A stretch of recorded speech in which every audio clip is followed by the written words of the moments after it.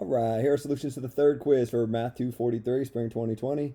What we're doing here are 4 problems, not unlike the 4 that were in the written problem for this week. Essentially 2 empirical rule questions and then 2 questions that you use calculator functions. And if I remember right, yeah, 1B and 2A are kind of the same question, but you'll get slightly different answers because you'll be solving them slightly different. So here, instead of talking about Steph Curry and points scored, we're talking about what? Chocolate chips and cookies that my wife makes. And we are saying that the number of them are normally distributed. So you kind of already know, probably not a surprise, that you're going to draw a distribution that kind of looks like that. And the mean is 18 and the standard deviation is 3. So in your picture, you throw 18 in the middle, and then you count up and down by 3s in such a way that by the time you're 3 standard deviations above the mean, you're pretty close out here. You're pretty far out into the tail. Maybe that's one way to say it. And you do the same thing in the other direction, so subtracting 3. And there is my picture, thing of beauty. And what I'm supposed to do is figure out the probability that a randomly selected cookie has less than 21 chocolate chips in it. Well, 21 is right here. So less than 21 will be all this stuff, right? Anything that is to the left of that 21. So the probability that a randomly selected observation, cookie in this case, has less than 21 chocolate chips in it corresponds with the area to the left of 21 underneath my normal distribution. So I got to figure out how much area did I just shade in there in green. And there's several different ways you can do it. I think the easiest way maybe is to take advantage of the fact that because of the empirical rule, we can find the area shaded in red. So the area shaded in red spans from 1 standard deviation below the mean to 1 standard deviation above the mean. So the area in red has to be 68%. You're like, right, but I don't want the area in red, I want the area in green. Well, or the total shaded area, I guess. Well, if 68% is shaded in red, then 32% is not shaded in red. And since that 32% shows up on this side and it's symmetric, that means 16% of it is over here. So the total shaded portion, so the answer would be the 68% plus the 16%, to give you a total of 84%. No, you don't have to do it that way. Lots of different ways you can get the same answer. You could say that 34% is between 18 and 21, and 50% is to the left of 18. Or maybe you could figure out that the unshaded portion is 16 and do 100% minus 16%, whatever. You don't need a bunch of different ways to answer it. Here's one way. If you're getting this same answer through a different method, good for you. You're still right. It doesn't have to look like this. Second question, what is the probability that a randomly selected cookie has between 21 and 27 chocolate chips? Sounds like a delicious cookie. You draw your distribution. Whatever. And you throw 18 in the middle. And then 21 is 1 standard deviation over. And 27 is 3 standard deviations over. And I suppose I should do it on both sides since I told you to do that in the instructions, even though it's kind of tedious to do so. And this time we're shading between 21 and 27. I don't know. I think this one's a little bit harder, but I guess different people view these with different levels of difficulty. Depending on how you're solving it, you might find that one a little bit harder.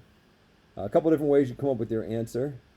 What I like to do is note that you know this red region. Might not be obvious that you know this red region, but I think you could find this red region. And if you could find this red region and you could find this green region, I don't want to shade it in because it would like go over my shading, but the area from here to here, you could find the total shaded region and subtract the red, you'd be left with the blue. And I think you could find all that stuff. So first, the total shaded region goes from 18 to 27. 27 is 3 standard deviations above the mean.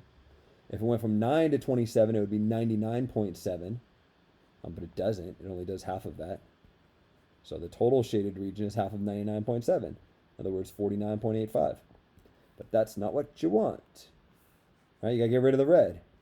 Well, the red is half of 68 because, I don't know, we can see the red up here was 68. And the red down here is half of the red up here. Maybe that logic follows. So it's 34. So then what's your answer? Well, the answer is the blue stuff. And the blue stuff is what's indicated in green minus what's indicated in red. So I guess my answer would be 49.85 minus 34, which is 15.85. And that's the answer to this question. Again, different ways you can get there. That's just one way you could get there. If you're getting 15.85 another way, good for you. You're still getting full credit. Next one, use calculator functions to more precisely estimate the following probabilities. In other words, do this same thing again, but use a calculator function this time. All right. These are getting worse and worse. I'm ready to be done making these videos, if I'm being perfectly honest with you. But you might be ready to be done watching them too, so I guess I can't complain too much. 15, 12, and 9. I want from 21 to 27. So this little shaded region right here. But this time, instead of doing calculations with the empirical rule, I just want to use the NormalCDF function in my calculator. When you're using the NormalCDF function in your calculator, you got to know where the NormalCDF function lives. And where it lives is under the distribution menu. Makes sense, normal distribution. So you hit second and then variables. You go down and select NormalCDF. It wants the lower bound, which in my picture is 21. Then the upper bound, which in my picture is 27. And then the center, which is 18. And the spread, which is 3. You type all that in, and it gives you an answer. And I think I told you to round it to 2 decimal places. Format as a percentage, rounded to 2 decimal places. So 15.73, I guess, would be my answer here. So 15.73%. And I guess I should put my inputs in here, just in case I made a mistake, then the grader can still give me most of the credit. Me being you.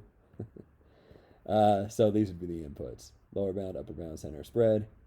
And this here will be your answer.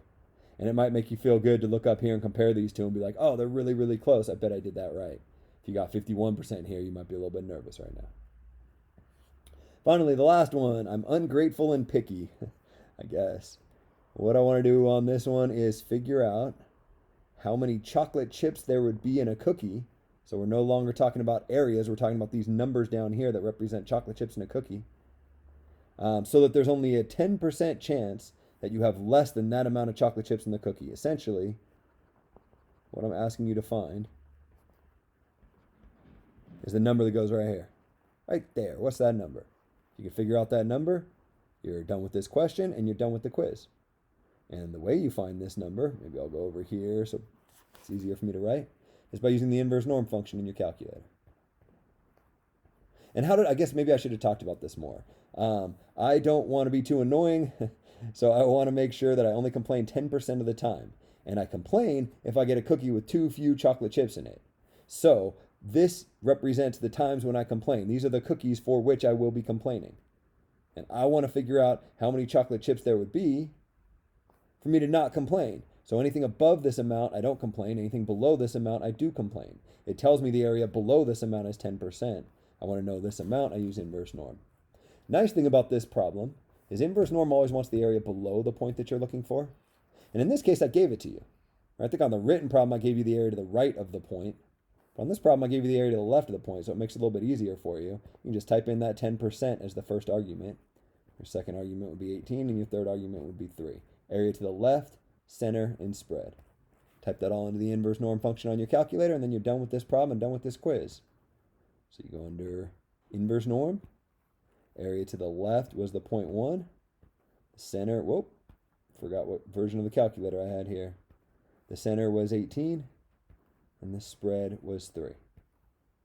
And when I hit paste, it'll give me an answer, and that answer will not be a percentage. It'll be a number of cookies.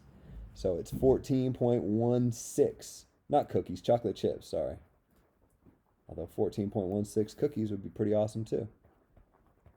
There we go. If I only want to complain 10% of the time, I better only complain if the cookie has less than 14.16 chocolate chips. The idea with this problem, last problem on this quiz, so that ends this video.